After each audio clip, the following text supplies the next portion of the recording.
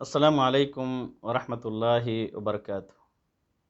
الحمدللہ رب العالمین والصلاة والسلام علی اشرف الانبیاء والمرسلین نبینا محمد وعلی آلہ وصحبہ اجمعین ومن تبعہم بإحسان الی یوم الدین، اما بعد۔ عن ابی ہریرہ رضی اللہ عنہ قال جاء رجل فقال یا رسول اللہ اوصنی فقال لا تغضب فردد مرارا فقال لا تغضب، رواہ البخاری۔ مشاہدین کرام، نبی کریم صلی اللہ علیہ وسلم کی یہ نہایت ہی مختصر اور جامع حدیث جو ابھی آپ کے سامنے پڑھی گئی ہے، حضرت ابو ہریرہ رضی اللہ تعالیٰ عنہ اس کے راوی ہیں۔ کہتے ہیں کہ ایک صحابی رسول نبی کریم صلی اللہ علیہ وسلم کے پاس آئے، انہوں نے کہا کہ اے اللہ کے رسول صلی اللہ علیہ وسلم، مجھے وصیت کیجیے۔ آپ نے فرمایا غصہ مت کرو۔ پھر بار بار وہ یہی کہتے رہے کہ وصیت کیجیے۔ شاید وہ صحابی رسول چاہتے تھے کہ نبی کریم صلی اللہ علیہ وسلم بہت ساری چیزوں کے بارے میں، اہم چیزوں کے بارے میں وصیت کریں، لیکن نبی کریم صلی اللہ علیہ وسلم نے ہر بار یہی دہرایا کہ لا تغضب لا تغضب لا تغضب، غصہ مت کرو، غصہ مت کرو، غصہ مت کرو۔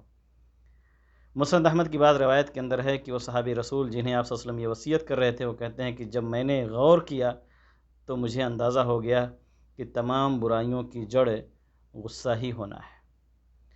اس حدیث سے ہمیں دو چیزیں معلوم ہوتی ہیں۔ سب سے پہلی چیز تو یہ ہے کہ ہم اپنے اندر وہ اعلیٰ اخلاق، وہ اعلیٰ صفات پیدا کریں، ایسی خوبیاں اپنے اندر جمع کریں کہ ہم غصے کے قریب بھی نہ جائیں۔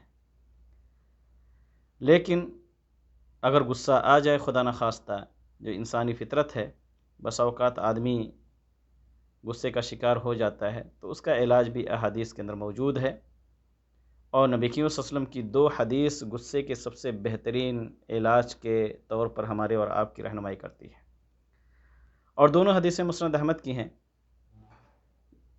پہلی چیز کا تعلق زبان سے ہے۔ اللہ کے رسول فرماتے ہیں کہ اذا غضب احدکم فلیسکت، صحیح حدیث ہے، امام احمد بن حنبل رحمۃ اللہ علیہ نے مسند احمد کے اندر روایت کیا ہے کہ جب تم میں سے کوئی شخص غصہ ہو تو خاموش ہو جائے۔ خاموشی غصے کا ایک بہت ہی بہترین علاج ہے۔ اگر آدمی اپنی زبان پہ کنٹرول کر لیتا ہے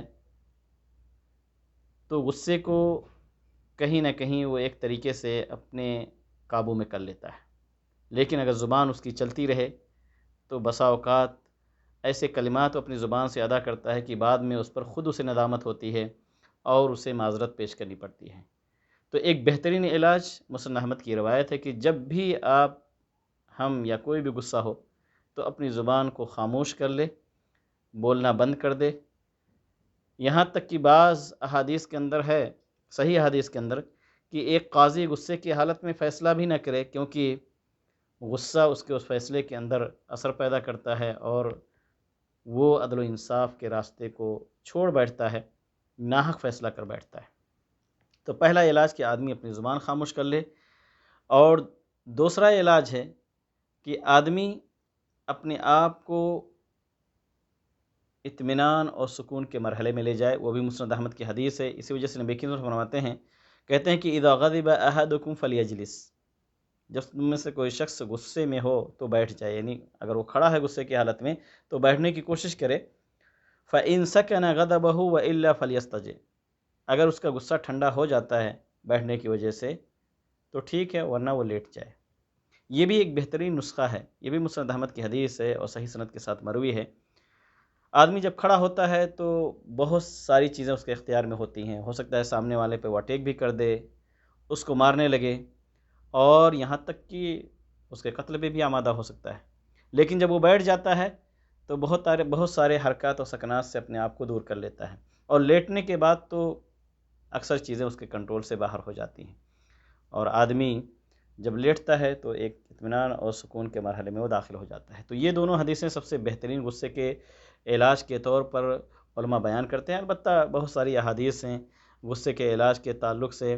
نبی کریم صلی اللہ علیہ وسلم کی وہ صحیح حدیث جو صحیح بخاری اور مسلم کے اندر ہے کہ نبی کریم صلی اللہ علیہ وسلم دو آدمیوں کو لڑتے ہوئے دیکھا، جھگڑتے ہوئے، تو آپ نے فرمایا کہ میں ایسی بات جانتا ہوں، ایسا کلمہ جانتا ہوں، اگر وہ اپنی زبان سے ادا کر لیں تو غصہ ان کا ختم ہو جائے۔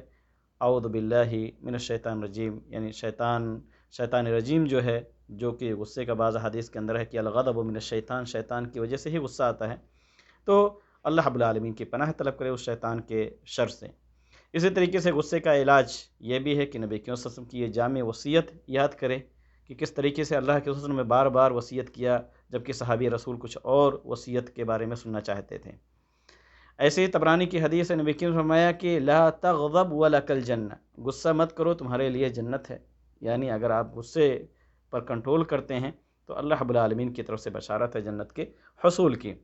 اسی طریقے سے نبی کریم صلی اللہ علیہ وسلم کے صحیح بخاری و مسلم کی حدیث ہے، آپ نے فرمایا کہ بہادر وہ شخص نہیں ہے جو دوسرے کو پچھاڑ دے، دوسرے پر غلبہ حاصل کر لے، غالب آ جائے، بلکہ بہادری یہ ہے کہ آدمی اپنے نفس پر کنٹرول حاصل کر لے، یعنی غصے کو اپنے قابو میں کر لے۔